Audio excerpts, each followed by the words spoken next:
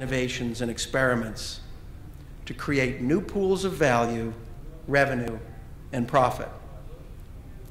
But where newspapers were previously able to rely on two big revenue streams, advertising and circulation, the future will instead be about cultivating many, many more and much smaller revenue and profit streams. So what I will now turn to are 10 areas of tangible innovation and reinvention that are leveraging new tools to positively impact the fortunes of newspapers in the US and Western Europe. Paid digital content. This is probably the area that has received the most press in the last year after the New York Times launched its so-called metered paywall in March 2011. The Times followed on the heels of the Financial Times, which invented the metered model, and the Wall Street Journal, which created the concept of paid digital distribution with the launch of wallstreetjournal.com back in the 1990s. For years, newspapers hesitated to charge for online news for fear of losing digital traffic, which they could sell to advertisers.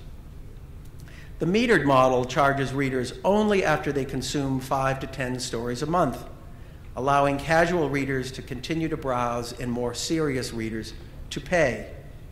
The model creates new online revenues from committed readers, but continues to create valuable advertising impressions from a broader audience, the best of both worlds. And many other newspapers have followed the Times in the past year in both the US and Europe. Gannett, the largest newspaper company in America, announced in February that all 80 of its papers will have paywalls, and almost 20% of all the daily metro papers in the US are expected to have paywalls by the end of this year. And the results at the New York Times have been impressive. In the first quarter, while ad revenue declined, the Times saw a 16% increase in digital subscribers to nearly 500,000.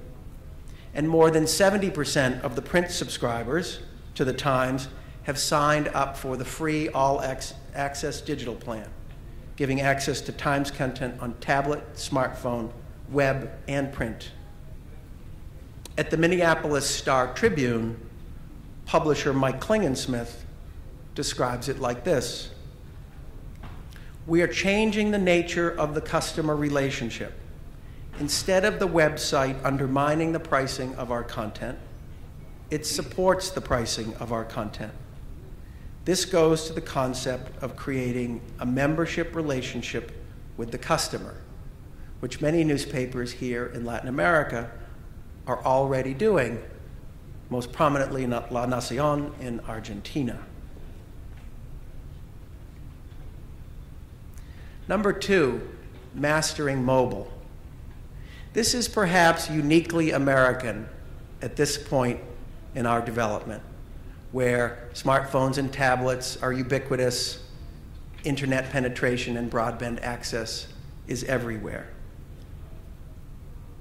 I showed the data earlier about the growth of mobile devices, and while iPad is still relatively expensive, Amazon has created a new market at the lower end with the Kindle. Mobile is especially important for news publishers. According to Pew, more than a quarter of the US population is now getting news on mobile devices. And for companies that have objected to the commissions and data policies of Apple and Google, HTML5, which many of you use, has given the tools to create browser-based web apps where the media transacts directly with the consumer with no intermediary or commission. And mobile will become even more important for newspapers as mobile payments become more prominent. User-generated content, which many of you do, is the embodiment of citizen journalism. At The Guardian in the UK, a program called Zeitgeist allows consumers to participate in the creation of news and reshape the content and the level of coverage in real time. This taps into the creativity of readers and their willingness to participate continues to blur the line between reader and writer. Social media and aggregation, again, which many of you use so well. Social media has become major catalysts in the discovery, sharing, and redistribution of news, taking many forms: posting an article on Facebook, tweeting or retweeting links to news, and so forth. An increasing number of technologies and services have emerged. Flipboard allows readers to edit and create their own collection of news from magazines, newspapers, and broadcasting vehicles. News.me is a young New York-based startup backed by the New York Times. It watches what your Facebook and Twitter network is following and serves you the news that is most read and shared by your friends. The Washington Post has been a big supporter and advocate and early adopter of Facebook techniques, and its CEO, Donald Graham, serves on the board of Facebook. The greatest strength of online advertising is its ability to target specific users in a cost-efficient manner for advertisers. And local targeted advertising is the bedrock of newspapers. There are many companies that have emerged to help newspapers and other online publishers make their online ad inventory more targeted and efficient. You can offer up readers who have recently been looking for a new car, users who've demonstrated an interest in technology products, or frequent readers of sports content. E-commerce. Having helped advertisers market their brands for decades, newspapers are now marketing their own branded products. The Wall Street Journal has launched a wine club, an idea that was pioneered in Europe with some success. The New York Times sells many products. These remain small businesses, but I believe newspapers and especially magazines will get e-commerce right in the years ahead and begin to earn meaningful dollars in this fashion.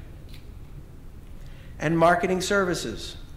A number of newspaper sales organizations, advertising sales organizations, have reorganized themselves as true marketing services agencies to advertisers